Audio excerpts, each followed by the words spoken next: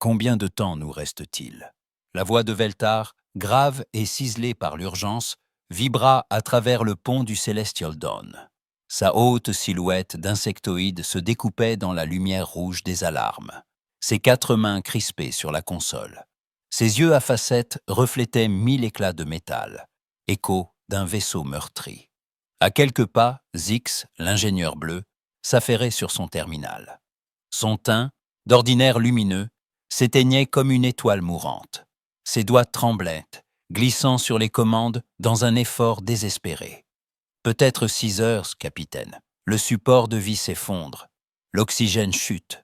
Le cœur d'énergie principal, trop endommagé. Je ne peux plus le réparer, souffla-t-elle, la voix déjà rauque. Veltar balaya du regard ce qui restait de son équipage. Quelques scientifiques, épuisés, tenaient à peine éveillés à leur poste, la résignation marquant leurs traits. L'atmosphère était saturée du bourdonnement sourd des systèmes défaillants, des étincelles crépitant encore dans un coin où une console avait sauté. Les impacts du récent assaut pirate étaient partout. Coques déformées, cloisons noircies, odeur métallique du sang séché. Aucun n'était soldat.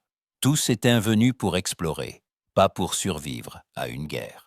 Une réponse à notre signal de détresse? Demanda Veltar, la voix plus basse, presque brisée. À la station de communication, Glix, la créature aux allures de limace translucide, fit un signe négatif de ses tentacules. Un air de profonde tristesse émanait de son corps mou. Rien, capitaine. 3 jours. Silence total. Les vaisseaux de la coalition sont trop loin. Le cœur de Veltar battait la chamade, rythme affolé de 2 cœurs en alerte. Son regard s'attarda un instant sur l'écran verrouillé du compartiment de stockage, là où reposait la cargaison secrète. Un artefact de destruction, capable d'anéantir des systèmes entiers. Leur mission avait toujours été de l'étudier, de le garder hors de portée de tous. Maintenant, il semblait peser sur eux, comme une menace supplémentaire, invisible, mais omniprésente. Nous ne pouvons pas le laisser tomber entre de mauvaises mains, murmura-t-il, autant pour lui-même que pour son équipage. Le silence s'épaissit. Glix, ses tentacules nerveusement repliés, hésita. Il s'humecta la bouche, cherchant ses mots. « Il reste une option que nous n'avons pas tentée, » dit-il enfin. Veltar pivota, ses membres supérieurs se raidissant. « Laquelle ?» Glix baissa les yeux. Sa voix se fit plus grave, presque honteuse. « Le système Sol la Terre, elle est à 2 jours. Nous pourrions envoyer un signal de détresse aux humains. » Un silence glacé tomba sur le pont. Même les alarmes semblaient s'assourdir. Tous échangèrent des regards inquiets. La Terre, les mondes de la mort, disait-on dans les récits d'épouvante. Les humains, mis en quarantaine après ce contact désastreux, entourés de rumeurs et de peurs ancestrales. Zix, la respiration courte, leva les yeux. Ses joues creuses laissaient voir son épuisement. Ils sont notre seul espoir. Personne d'autre ne peut arriver à temps, murmura-t-elle. Veltar sentit la peur en lui, froide et sinueuse. Il se remémora les histoires. Les humains, ces créatures imprévisibles, capables du pire comme du meilleur. Les rapports officiels ne parlaient que de leur dangerosité, de leur planète hostile, de leur mise à l'écart. Mais autour de lui, son équipage se mourait. Zix n'avait plus la force de rester debout. D'autres s'étaient effondrés, les lèvres bleues, la peau terne. « Nous allons mourir de toute façon », lâcha-t-il, la voix rauque. Glix s'approcha, ses tentacules effleurant la console. Au moins, ainsi, nous avons une chance. Veltar ferma les yeux un instant, rassemblant ce qui lui restait de courage. Il croisa le regard de ses compagnons. Il eut la même détresse, la même résignation. Il savait ce qu'il devait faire. Envoie le signal. Ne donne aucune information sur notre identité ou la nature de notre cargaison, seulement notre position et l'urgence de notre sauvetage. Sans un mot, Glix activa la transmission.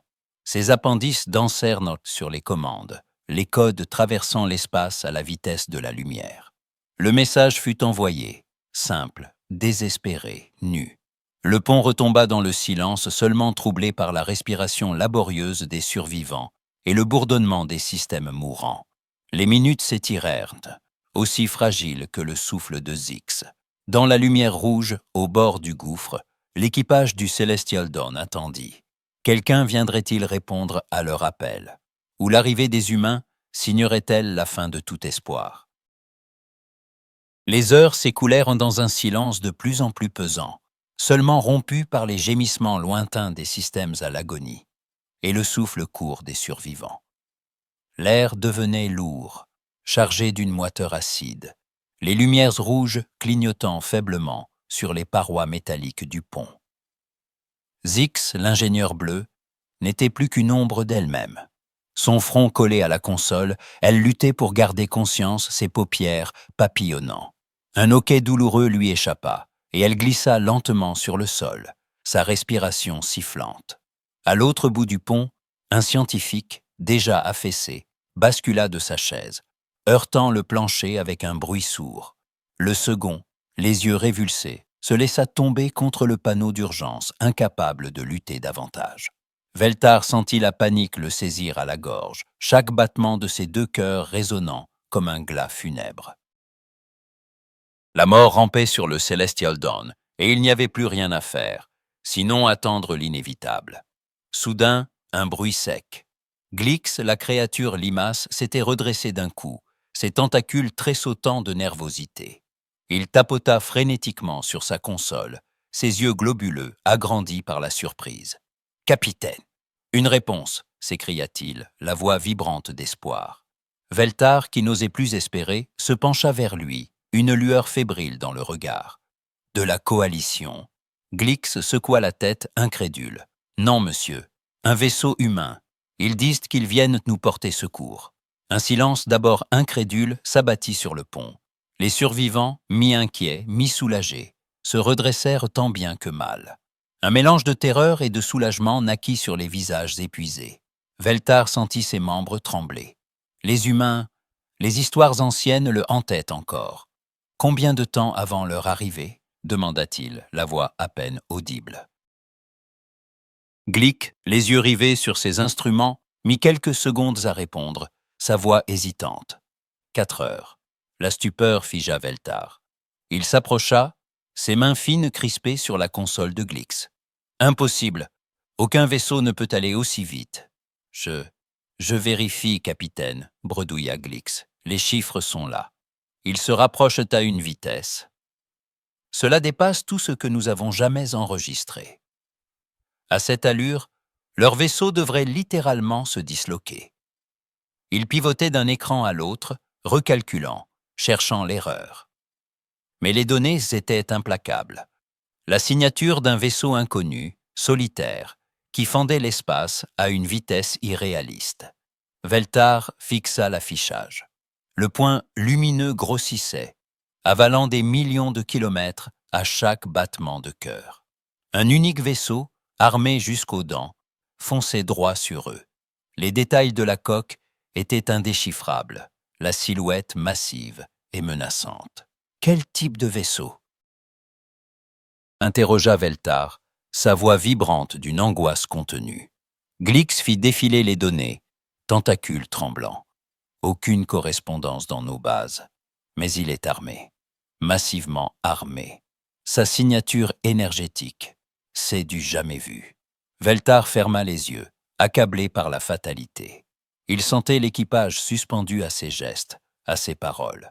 L'oxygène manquait, mais la peur circulait librement, acérée, vivace. « Préparez l'équipage », ordonna-t-il d'une voix rauque. « Nous allons rencontrer les Deathworlders. » Le mot roula dans l'air comme un orage lointain. Les Deathworlders, les humains, les cauchemars incarnés selon les légendes. Certains membres de l'équipage échangèrent des regards lourds de crainte. D'autres se raccrochèrent à l'espoir, aussi ténu fut-il. Même Zyx, à demi consciente, leva les yeux, tentant de comprendre. Sur le pont, le mouvement reprit faiblement. Ceux qui tenaient encore debout se soutinrent mutuellement, vérifiant les combinaisons d'urgence, ajustant les masques respiratoires. Personne ne parla de la cargaison. Le secret était trop lourd, trop dangereux pour franchir la barrière de leurs lèvres. Glix, sa respiration sifflante, murmura, plus pour lui-même que pour les autres. Ils arrivent, plus vite que la lumière, on dirait. Veltar se posta devant la baie d'observation, ses membres frémissant d'un mélange d'appréhension et de curiosité. Le vaisseau humain grandissait sur les capteurs, silhouette sombre et anguleuse, hérissée d'armes et d'antennes. Aucune transmission visuelle, aucun signal d'identification. Seulement cette promesse froide, aide en route. Les minutes s'étirèrent, déformées par l'attente et l'angoisse. Chaque respiration devenait un effort. L'espoir et la terreur s'entremêlaient, indistinguables. Certains priaient en silence, d'autres fixaient le vide intersidéral, comme s'ils cherchaient à deviner ce qui allait sortir de l'obscurité. Les alarmes continuèrent leur balai lugubre, le vaisseau dérivant lentement dans l'immensité noire. L'arrivée des humains était à la fois une délivrance et une condamnation, et nul ne pouvait encore dire quel sort leur serait réservé. Pour la première fois, Veltar sentit une émotion nouvelle percer la carapace de ses peurs, la curiosité. Qui étaient vraiment ces humains bannis, ces survivants d'une planète que tout l'univers redoutait? Que venaient-ils faire si loin, à une vitesse défiant les lois physiques? Un espoir timide, fragile, comme le dernier souffle d'oxygène, se glissa dans l'esprit du capitaine. Dans l'attente, alors que le pont baignait dans la lumière rouge des alarmes et le souffle des mourants, le Celestial Dawn dérivait vers son destin, suspendu entre deux mondes, entre crainte et salut. Et quelque part, derrière la coque meurtrie, la silhouette du vaisseau humain continuait de grandir, promesse d'un avenir inconnu, porteur de toutes les peurs et de tous les possibles. À travers la baie d'observation, Veltar et son équipage contemplaient la silhouette de l'Iron Resolve, vaisseau de guerre humain, comme une forteresse d'acier surgie des ténèbres. Son blindage gris sombre, hérissé de tourelles, d'antennes, de canons, dominait le Celestial Dawn, reléguant leur navire à l'état de jouet fragile perdu dans l'immensité. Même la lumière des étoiles semblait se dissoudre sur ses flancs massifs, absorbée par la puissance muette de ce colosse. À l'intérieur du pont, la tension était palpable. Glix, tentacule serré sur sa console, fut le premier à briser le silence. « Il demande l'autorisation d'amarrer », annonça-t-il, la voix voilée de crainte. Veltar esquissa un rictus amer, une mimique qui n'appartenait qu'à son espèce, mélange de résignation et d'ironie. « Comme si nous avions le choix », souffla-t-il. « Accorde-la. » Glix valida la demande d'un geste tremblant. L'instant suivant, le système de verrouillage magnétique vibra dans toute la coque, annonçant l'arrimage du mastodonte. La gravité résonna sous les pieds de l'équipage, rappel cruel de la fragilité de leur situation. Dans le couloir menant à l'écoutille, l'attente fut brève. Le sas s'ouvrit, libérant un souffle d'air neuf, chargé d'une odeur métallique et d'une énergie inconnue. Puis, le bruit sourd de pas martelant le sol, lourd, méthodique, inéluctable. Veltar sentit un frisson lui parcourir l'échine. Il n'avait jamais rencontré d'humain. Il n'en connaissait que les rumeurs, les avertissements chuchotés dans les académies galactiques. Mais rien ne l'avait préparé à la vue du commando qui franchit la porte du pont. Ils entrèrent comme des prédateurs. Haut, le port altier, engoncé dans des armures noires aux reflets mat, bardés de capteurs et de renforts. Leurs visières masquaient leurs regards, mais chaque mouvement trahissait une assurance glaciale, une habitude de la violence. En tête, une femme avançait, casque sous le bras, les traits taillés à la serpe. Une cicatrice barrant sa joue gauche.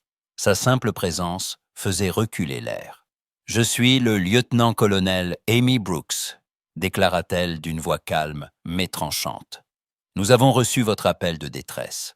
Nous sommes là pour vous aider. » Son ton était dénué de chaleur, mais imprégné d'une autorité indiscutable.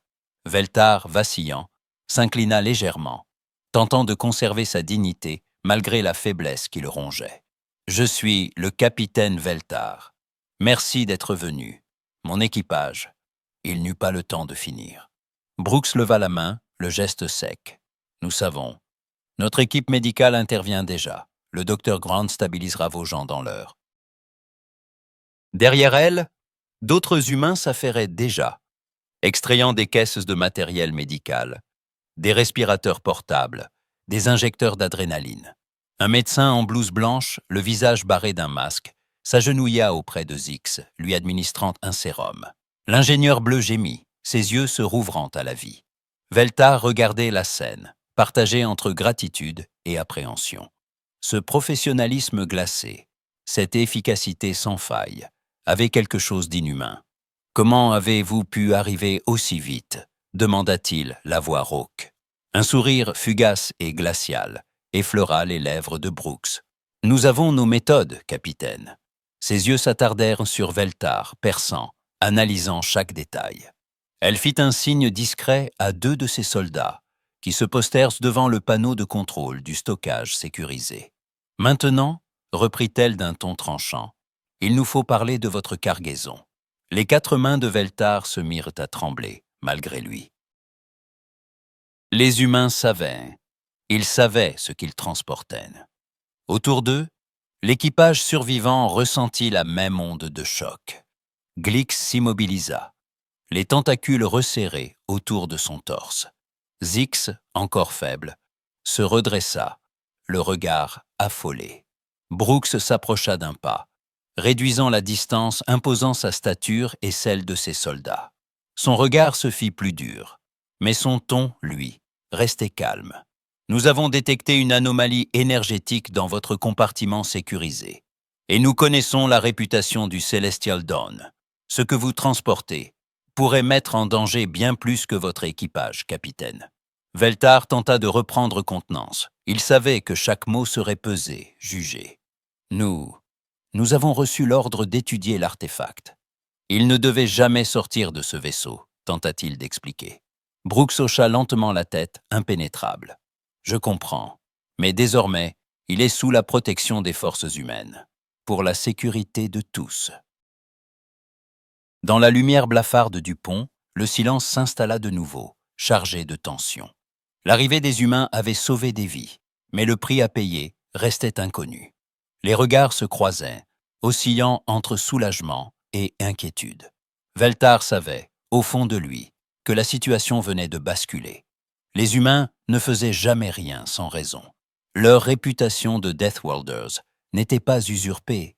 Ils étaient prêts à tout pour survivre. Et désormais, ils détenaient le pouvoir absolu à bord. Alors que les soldats humains sécurisaient les lieux, que les soins prodigués ranimaient lentement l'équipage, une question brûlait les lèvres de chacun. Qu'allaient faire les humains de la cargaison? Et surtout, que comptaient-ils faire d'eux? Dans l'air saturé de tension et d'angoisse, Veltar sentit que la véritable épreuve ne faisait que commencer.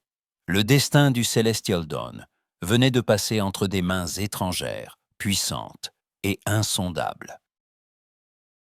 Dans le regard froid de Brooks, il n'y avait ni promesse ni menace, juste l'assurance tranquille de ceux qui décident du sort des autres. Au loin, derrière la baie d'observation, l'Iron Resolve flottait, impassible, comme un avertissement silencieux que la suite des événements leur échapperait désormais. Brooks s'approcha de Veltar, chacun de ses pas résonnant comme une menace calculée. Sa silhouette s'imposa dans la lumière froide du pont. Sa voix s'aiguisa. « Nous savons que vous transportez quelque chose d'important », déclara-t-elle sans détour.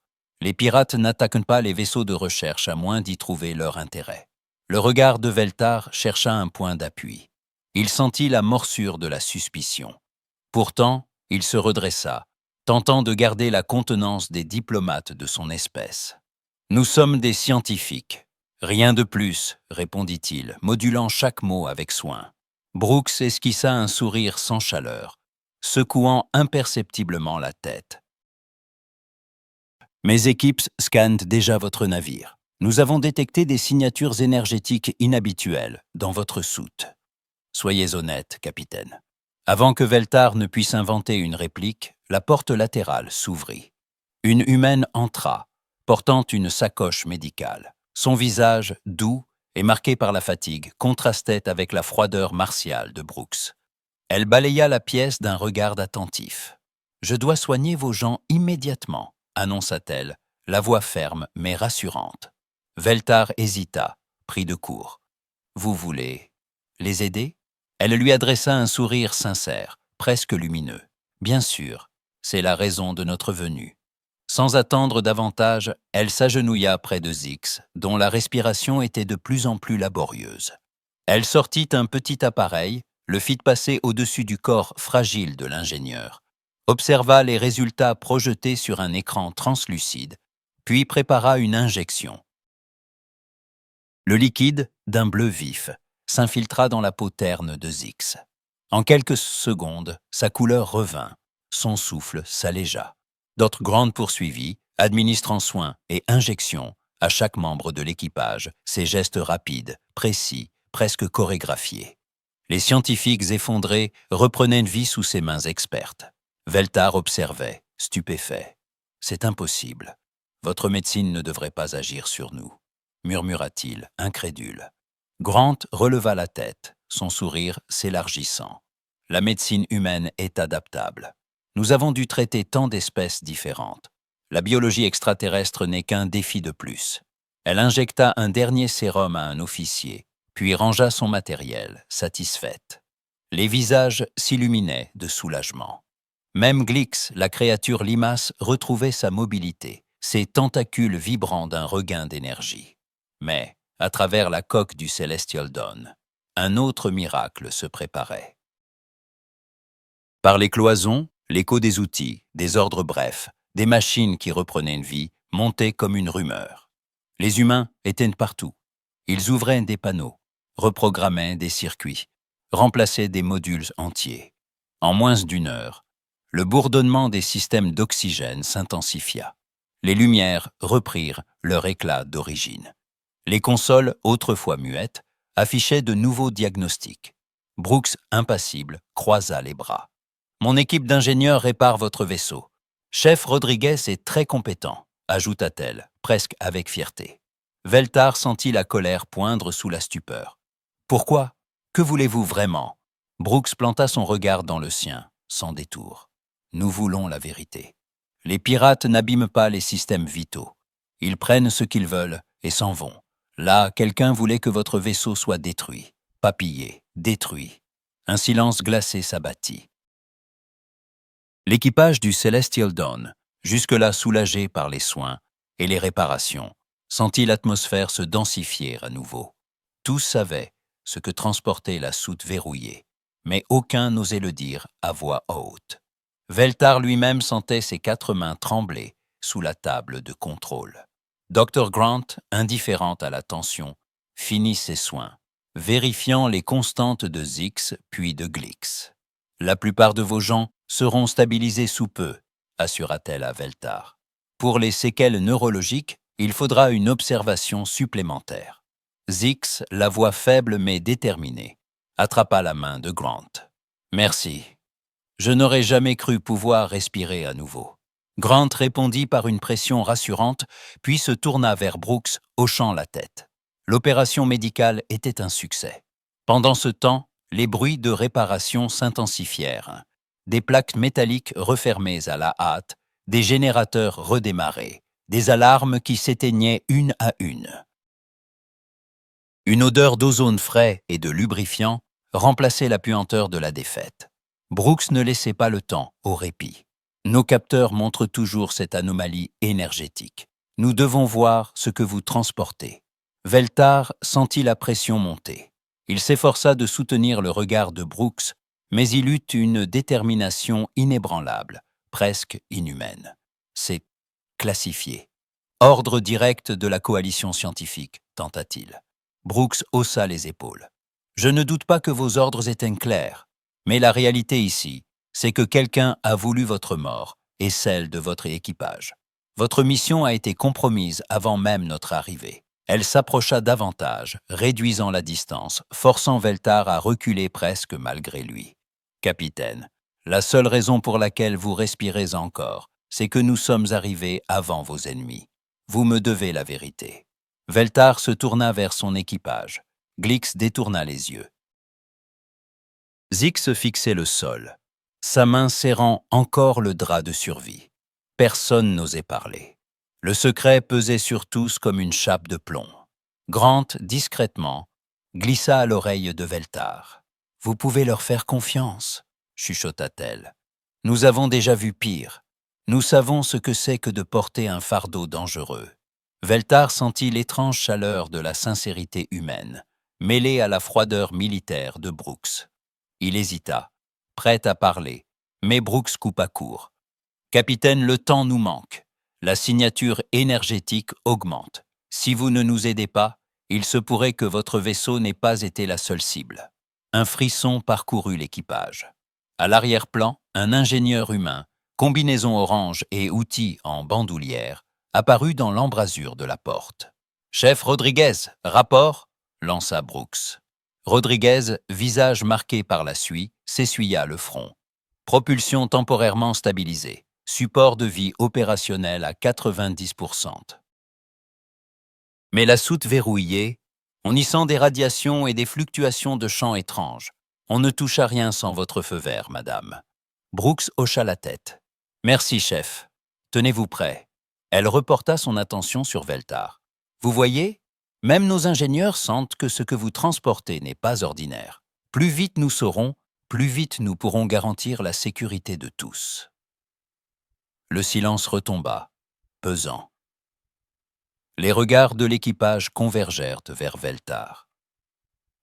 Il sentit la responsabilité de toute une mission, de tout un peuple, peser sur lui.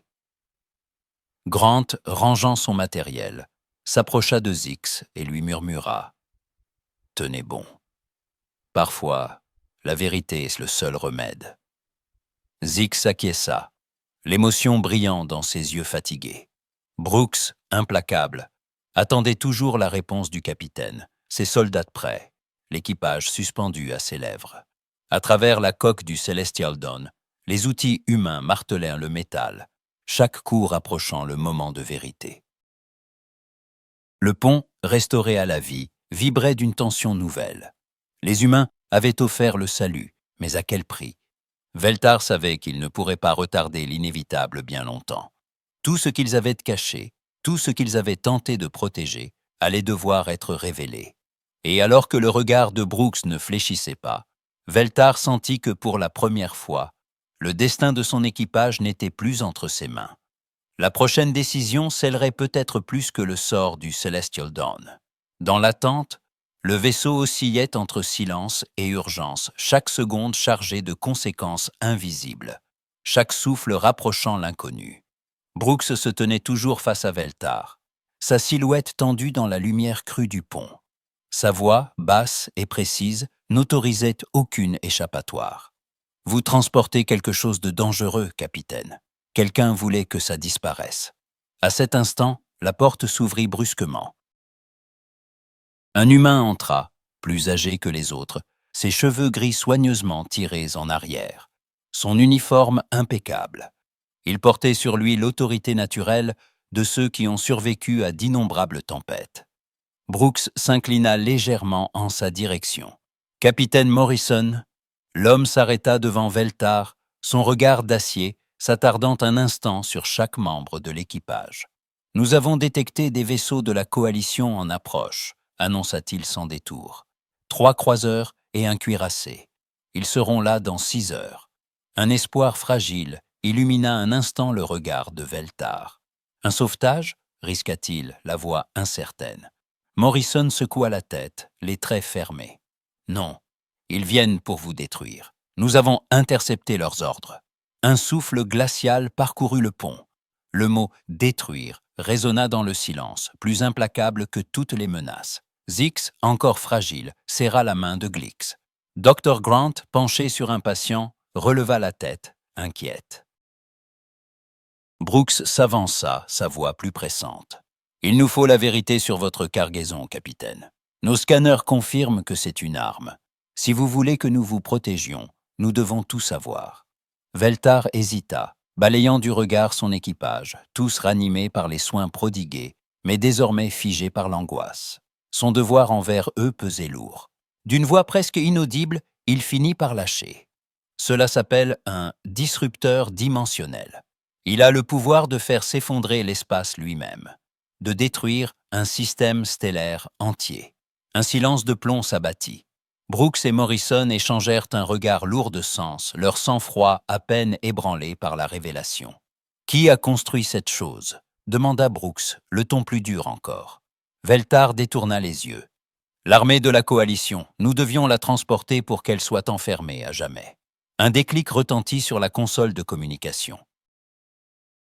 Glick, pâle mais déterminé, leva la voix. « Flotte de la coalition en communication.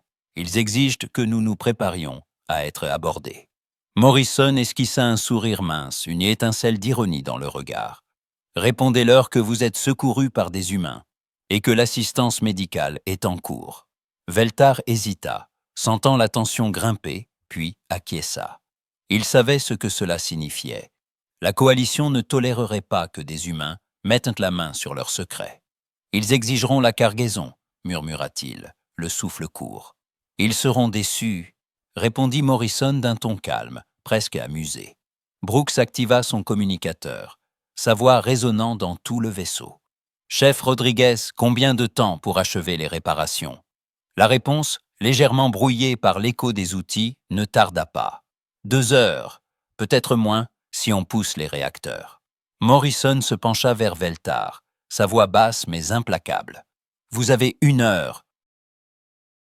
Après cela, nous partons. Avec ou sans vous. » Veltar sentit la panique remonter. Mais une question s'imposa à lui, brûlante. « Comment connaissez-vous autant de choses sur notre technologie ?» Morrison se redressa, un sourire mystérieux sur les lèvres. « Nous avons eu 50 ans pour étudier pendant que vous pensiez nous avoir enfermés. Nous avons écouté, observé. Nous nous sommes préparés. » Le pont vibrait maintenant d'une énergie nouvelle, faite d'angoisse et de résignation. Les humains, jadis relégués à la périphérie, se révélaient soudain comme des adversaires imprévisibles, capables de rattraper des décennies de retard en un clin d'œil. Au loin, la menace de la flotte de la coalition se rapprochait, chaque minute réduisant l'espace entre la survie et l'anéantissement. Les regards se tournèrent vers Veltar, attendant sa décision. La vérité était désormais sur la table. Il restait à choisir à qui la confier. Dans ce bref moment suspendu, la frontière entre confiance et trahison, entre salut et destruction, semblait plus ténue que jamais. Le destin du Celestial Dawn, et peut-être bien davantage, reposait sur ce qui allait se jouer dans l'heure à venir. Les couloirs du Celestial Dawn vibraient d'une agitation nouvelle. Partout, des ingénieurs humains s'affairentent, leurs outils crépitants, leurs voix se croisant en un ballet bien orchestré. Morrison avançait d'un pas assuré, à côté de Veltar, qui observait incrédule ce déploiement d'efficacité. « Vos gens travaillent très vite », remarqua Veltar, sa voix rauque trahissant à la fois la surprise et l'admiration. Morrison esquissa un sourire froid, le regard droit devant lui. « Sur Terre, si tu travailles lentement, tu meurs. » Une vérité brutale, prononcée sans emphase, mais dont la gravité glaça Veltar. Il suivit Morrison à travers le réseau des coursives, croisant des humains en combinaison orange qui retiraient des panneaux, réparaient des circuits, échangeant des modules avec une assurance implacable. La coque du vaisseau résonnait de leur énergie, comme si la volonté humaine infusait chaque rivet, chaque câble. Ils finirent par atteindre la baie de stockage. L'endroit, autrefois plongé dans la pénombre, était baigné d'une lumière blanche et crue. Au centre, le chef Rodriguez, silhouette trapue et sourire éclatant, était penché sur un faisceau de nouveaux câbles d'alimentation, ses mains couvertes de graisse. « Presque fini ici, capitaine », lança-t-il en se relevant, essuyant son front du revers de la manche.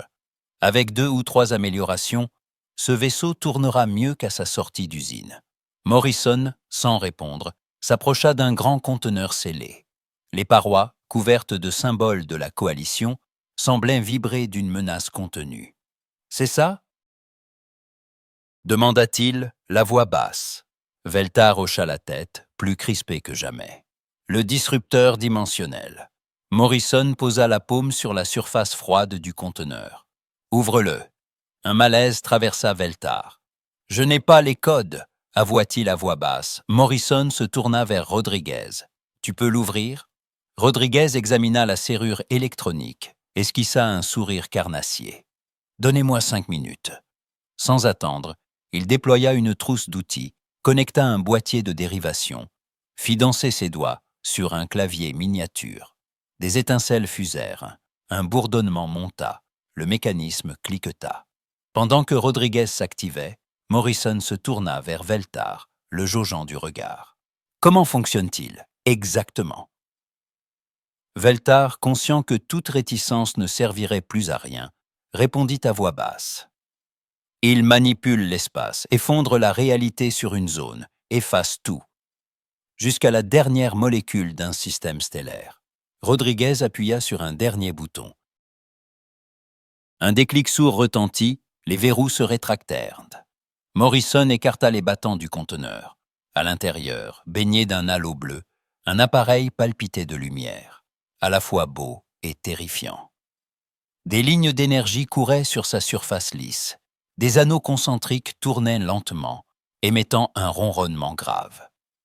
Morrison porta sa radio à la bouche. « Dr. White, rejoignez-nous en soute. » Quelques instants plus tard, une femme grande, silhouette élancée, cheveux tirés en chignon, pénétra dans la baie.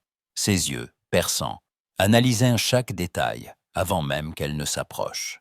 Elle s'arrêta devant le dispositif, croisa les bras et l'observa un instant en silence, comme on jauge une énigme prometteuse. « Élégamment conçu », déclara-t-elle enfin, « mais fondamentalement vicié. » Veltar, interloqué, s'approcha à son tour. Vicié. Impossible. Nos meilleurs scientifiques. White l'interrompit d'un geste, s'agenouilla, examina les connecteurs, les conduits d'énergie, les micro-oscillateurs. Il pourrait tirer une fois, peut-être 2, admit-elle. Ensuite, il surchargerait et exploserait. Ce vaisseau serait vaporisé, vous avec. Veltar recula, frappé de stupeur. C'est impossible. Le projet a été testé, les simulations. White haussa les épaules, le regard impitoyable. La théorie, oui, mais vos scientifiques n'ont jamais compris l'application. Les conduites d'alimentation ne supporteraient pas la puissance requise. Pas de compensation quantique pour les fluctuations. Vous auriez tué vos opérateurs dès la première activation réelle. Rodriguez, qui écoutait, siffla doucement, admiratif devant la froideur du diagnostic. Morrison ne quitta pas des yeux le cœur du dispositif. Pourrait-il être réparé? White esquissa un sourire en coin. Facilement. Avec les bons matériaux et quelques modifications, il fonctionnerait à la perfection. Veltar sentit une sueur glacée perler sur son front. Il s'efforça de parler, la voix tremblante. Comment savez-vous autant de choses sur la manipulation dimensionnelle? White se releva, son sourire énigmatique s'élargissant. Nous travaillons sur des projets similaires depuis des décennies. Ce que vous avez ici, c'est primitif, comparé à nos propres recherches. Veltar recula d'un pas, abasourdi. Il venait de mesurer l'ampleur du gouffre qui séparait leurs connaissances de celles des humains. Si ce prototype, fruit des efforts secrets de la coalition, n'était qu'une ébauche aux yeux des terriens, alors, de quoi était-il vraiment capable? Une alarme retentit soudain, brisant le silence tendu. La voix de Brooks, filtrée par les haut-parleurs, résonna sur toutes les fréquences. La flotte de la coalition est là. Ils exigent que nous leur remettions le vaisseau immédiatement. Le regard de Morrison se durcit. White échangea un bref signe de tête avec Rodriguez, qui referma le conteneur et sécurisa le dispositif, comme pour mieux signifier qu'il n'était plus, désormais, propriété exclusive de la coalition. Au dehors, les vibrations lourdes des moteurs du Celestial Dawn indiquaient que les réparations touchaient à leur terme. Les ingénieurs humains, tout autour de la soute, s'activaient à un rythme effréné, conscients que chaque seconde pouvait faire la différence entre la fuite et la destruction. Dans l'air saturé de tension, les vérités révélées prenait un poids nouveau. Les humains n'étaient plus les survivants mis en quarantaine d'autrefois. Ils étaient devenus, dans l'ombre, des architectes d'un savoir dangereux, prêts à remodeler l'équilibre galactique, si le besoin s'en faisait sentir. Veltar, le souffle court, comprit alors que la suite ne dépendrait ni de ses ordres, ni de ceux de la coalition.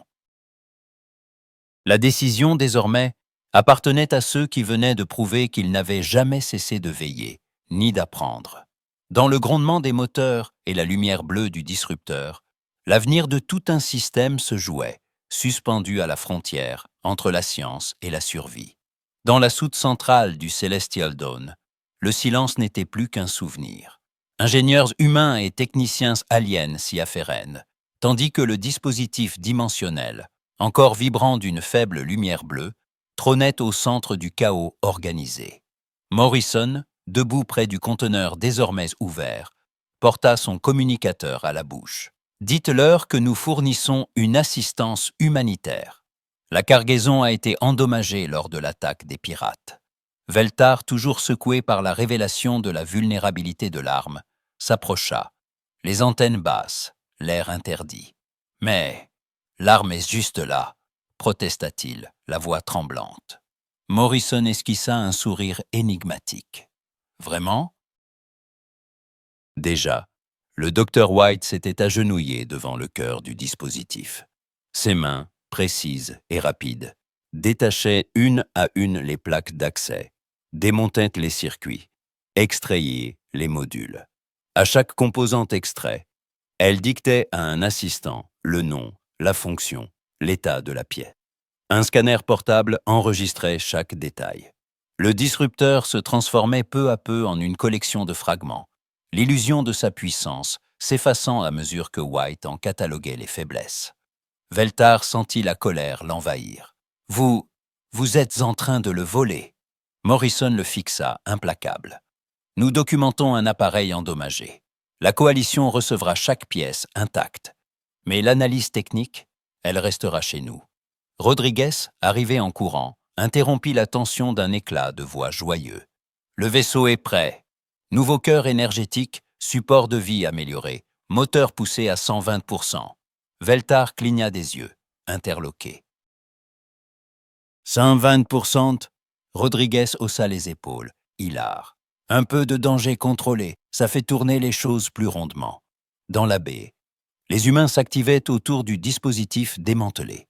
Les pièces rangées dans des mallettes sécurisées, chaque détail méticuleusement enregistré. Morrison, impassible, surveillait l'opération, son regard calculateur ne quittant jamais le moindre mouvement. Soudain, un bip insistant résonna depuis la console de communication. Morrison décrocha aussitôt. « L'amiral Keith exige de parler », annonça-t-il d'une voix neutre. Glix, à son poste, établit la liaison. L'image de l'amiral s'afficha sur l'écran principal. Une silhouette massive, visage impassible, épaulettes dorées. Sa voix, froide, emplit la soute. « Vaisseau humain, retirez-vous. Vous interférez avec les affaires de la coalition. » Morrison resta parfaitement calme, le ton neutre, presque conciliant. « Nous avons répondu à un appel de détresse. L'assistance médicale est en cours.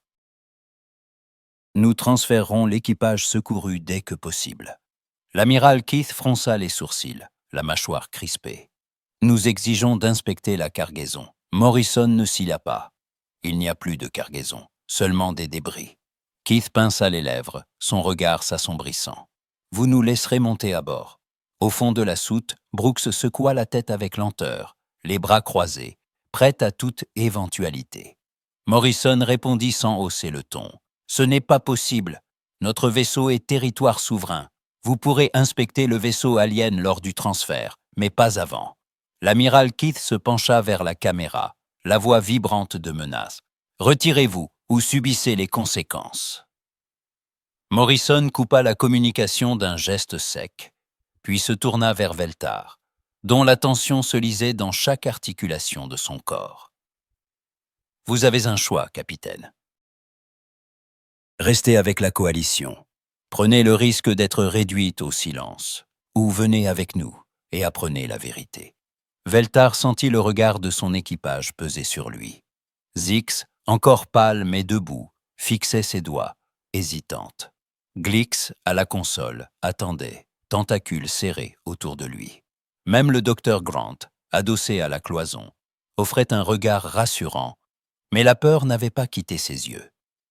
Veltar se redressa, ses 4 mains jointes, la voix à peine plus qu'un souffle. « Il me faut du temps. » Morrison acquiesça sans un mot. 30 minutes. Ensuite, nous partons. Dans la soute, le compte à rebours s'enclencha sans bruit. Chaque seconde rapprochait l'équipage du Celestial Dawn d'une décision irrévocable. Autour d'eux, les humains refermèrent les mallettes, vérifiaient les systèmes, surveillant la progression de la flotte de la coalition sur les écrans. La tension, palpable, oscillait entre urgence et fatalité. Veltar regarda ses compagnons, cherchant dans leur regard la force de choisir un avenir qui n'appartenait déjà plus tout à fait au passé. Et derrière la porte de la soute, le destin attendait, invisible, dans le fracas des moteurs, prêts à bondir. Dans la vaste baie d'amarrage de l'Iron Resolve, Veltar et son équipage avançaient d'un pas résolu, sacs en bandoulière, visage marqué, mais décidé. La lumière froide des projecteurs découpait leurs silhouettes, faisant briller les reflets métalliques de la structure humaine. Sur les côtés, quelques membres d'équipage terrien distribuaient des sachets de nourriture, des bouteilles d'eau fraîche, lançant des regards compatissants aux survivants du Celestial Dawn. Zix, encore pâle, accepta un morceau de pain énergétique avec un hochement de tête fatigué, tandis que Glix hésitait, incertain, devant la profusion de choix. Guidés par 2 officiers humains, ils traversèrent des couloirs larges, tapissés de plaques blindées, où des armes lourdes reposaient sur des supports magnétiques. Le moindre pas résonnait sur le sol, rappel constant de la puissance de ce navire de guerre. Veltar observait tout, notant les visages fermés des sentinelles, la discipline glaciale du personnel, les regards furtifs jetés à leur passage. Ils débouchèrent enfin dans une salle de conférence spacieuse. Les murs étaient couverts de cartes stellaires animées, d'écrans tactiques où clignotaient des schémas et des trajectoires. Sur un panneau secondaire, Veltar crut distinguer la position de plusieurs flottes de la coalition, certaines marquées d'un code d'accès manifestement classifié. Morrison se tenait déjà là, souriant, les mains jointes devant lui. « Je vous en prie, asseyez-vous. Nous avons beaucoup à discuter, » lança-t-il d'un ton cordial. L'équipage s'installa autour de la longue table, certains jetant un œil inquiet aux écrans, d'autres cherchant un signe d'encouragement auprès de leurs compagnons. Avant que Veltar n'ait le temps d'interroger Morrison, le communicateur mural grésilla. La voix de Glix, tendue, se fit entendre. « Capitaine Morrison, l'amiral Keith demande l'autorisation de monter à bord. » Un sourire malicieux étira les lèvres de Morrison. « Bien sûr, honneur diplomatique complet, » répondit-il, tout en gardant le regard fixé sur Veltar. Ce dernier fronça les sourcils, la confusion lisible dans ses antennes basses. « Vous le laissez monter ?» s'étonna-t-il. Morrison haussa les épaules, comme si la réponse allait de soi. Pourquoi pas? L'attente parut interminable. 20 minutes plus tard, un signal d'alerte résonna dans la baie d'amarrage. Les portes s'ouvrirent sur la silhouette massive de l'amiral Keithmore, seigneur de guerre Zentari, haut de près de 3 mètres, 6 bras gainés d'un uniforme rutilant, chaque épaule bardée de médailles et d'insignes d'autorité. À sa suite, 2 gardes en armure intégrale fermaient la marche, armes en bandoulière, visières opaques. Keithmore entra dans la salle de conférence sans même jeter un regard à la nourriture ou aux boissons disposées sur la table. Il planta ses 6 membres sur le sol, droit comme un pilier, dominant la pièce de sa prestance. « Rendez la propriété de la coalition », ordonna-t-il sans détour. Morrison, imperturbable, prit place à la table, sortit une carafe et 2 tasses, puis fit signe à l'amiral. « Amiral, je vous en prie, asseyez-vous. Un peu de café, peut-être » Keithmore ne bougea pas, son regard vertical glissant sur la table, puis sur chaque terrien présent. « Je ne suis pas ici pour des rafraîchissements. Rendez-moi l'arme dimensionnelle. » Morrison versa une tasse, souffla sur la vapeur, bat une gorgée avec une décontraction feinte. Nous n'avons trouvé aucune arme, seulement des débris, issus d'un cœur énergétique gravement endommagé lors de l'attaque des pirates. Keithmore fit tressaillir ses mandibules, un rictus d'agacement déformant ses traits. « Vous mentez », gronda-t-il. Morrison ne laissa paraître aucune émotion. À côté de lui, le docteur White intervint, déroulant sur un écran tactile les schémas du dispositif démonté. Comme vous pouvez le constater, le cœur énergétique a subi une surcharge massive. Toute tentative d'activation aurait détruit le vaisseau et son équipage, expliqua-t-elle. Voici l'analyse des fragments et la liste des éléments récupérés. Vous pouvez les consulter. Keithmore balaya les documents d'un geste méprisant. C'est une diversion. Vous avez dissimulé l'arme. Morrison reposa sa tasse, croisa calmement les doigts, puis fit glisser sur la table un autre écran où s'affichaient des diagrammes de position de flotte, des relevés d'émissions quantiques et des données stratégiques de la coalition. Amiral, nous savons beaucoup de choses. Par exemple, votre escadre d'intervention a une faille dans la couverture de son flanc ouest. Vos croiseurs de soutien consomment plus d'énergie que prévu à cause d'un défaut sur vos condensateurs Mark XVI, et votre cuirassé principal, le Ravager, ne pourra pas lancer sa batterie principale avant au moins 20 minutes de recalibrage. Je me trompe. Le silence tomba, pesant. Veltar observait fasciné la tension croissante entre les deux camps. Keithmore, pour la première fois, parut hésiter. Ses ceux-ci points se refermant sur la table de conférence. Morrison, implacable, planta son regard dans celui de l'amiral. « Nous savons beaucoup de choses, amiral, beaucoup plus que vous ne l'imaginez. » Le jeu d'échecs galactique venait de changer d'échelle, et aucun des joueurs ne semblait prêt à reculer d'un pouce. Morrison demeurait assis, parfaitement calme, tandis que les hologrammes flottaient dans la lumière pâle de la salle de conférence. Les silhouettes stylisées de vaisseaux de la coalition tournaient lentement au-dessus de la table, accompagnées de schémas techniques détaillés, de points faibles surlignés, et même d'une fiche personnelle où apparaissait, dans un alphabet Zentari, le nom, l'historique de carrière, et les codes d'accès privés de l'amiral Keithmore.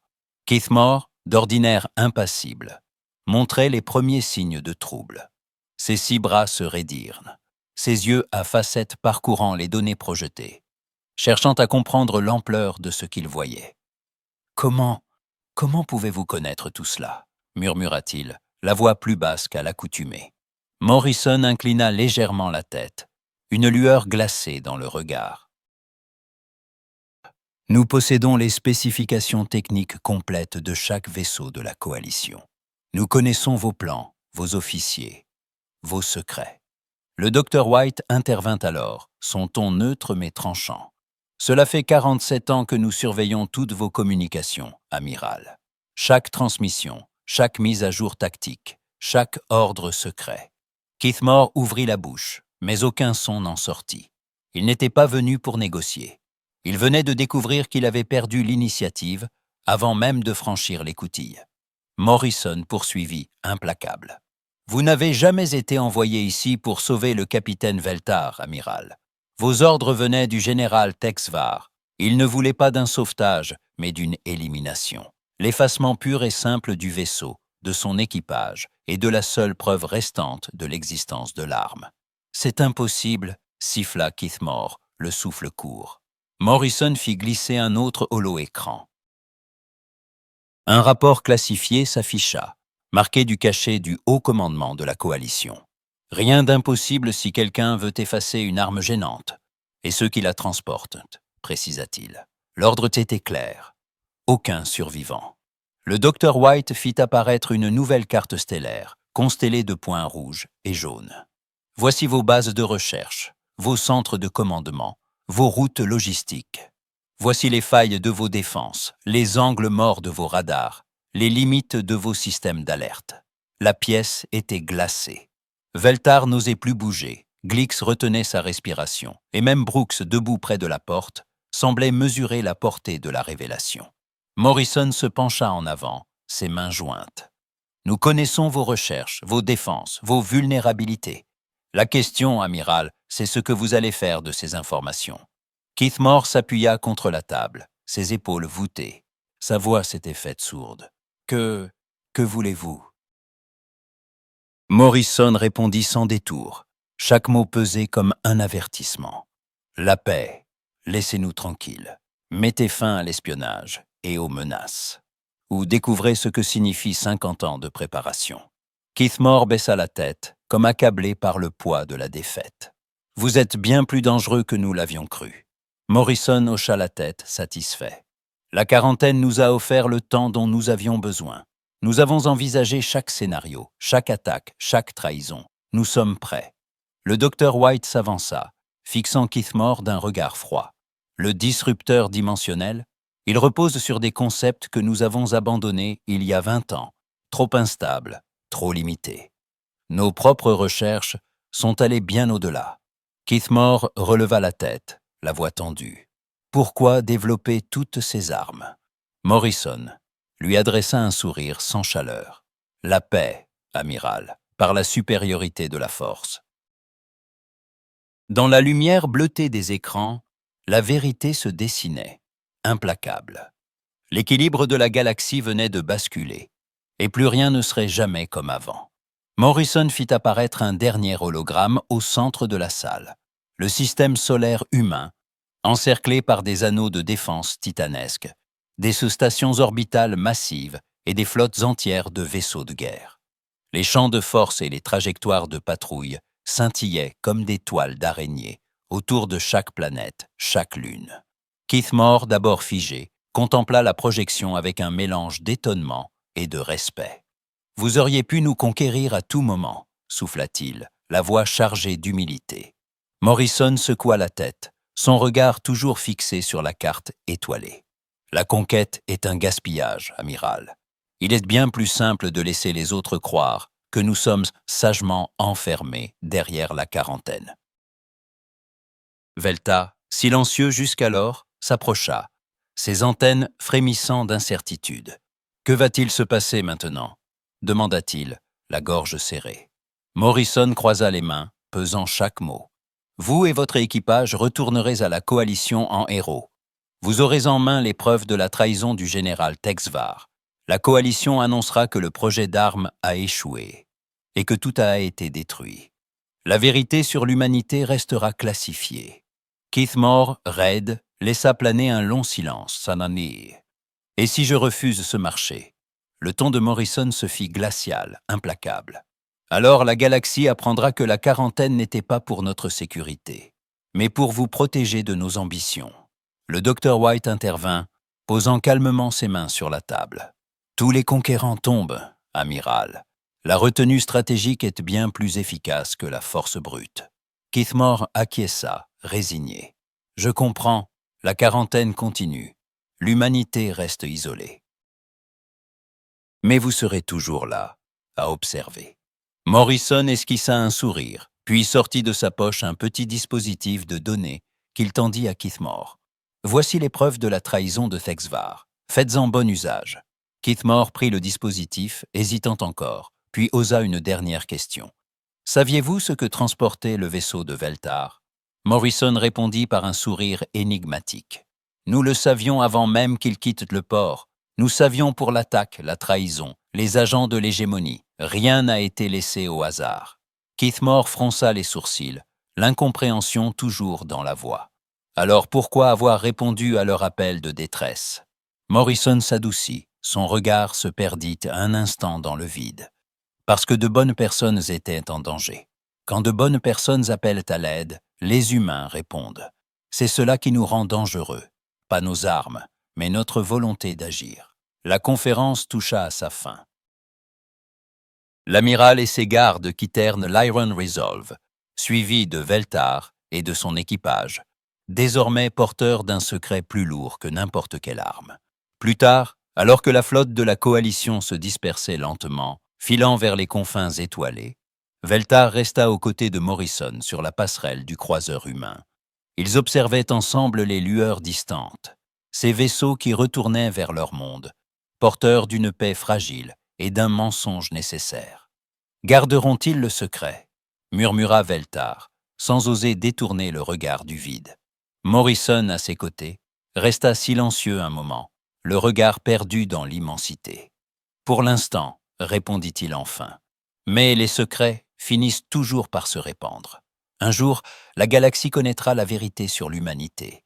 Et ce jour-là, il laissa sa phrase en suspens, le poids de 50 ans de préparation dans la voie, les yeux noyés dans les étoiles. Nous verrons si cela a suffi. Dans le silence du pont, l'avenir attendait, insaisissable, juste au-delà de la lumière des étoiles.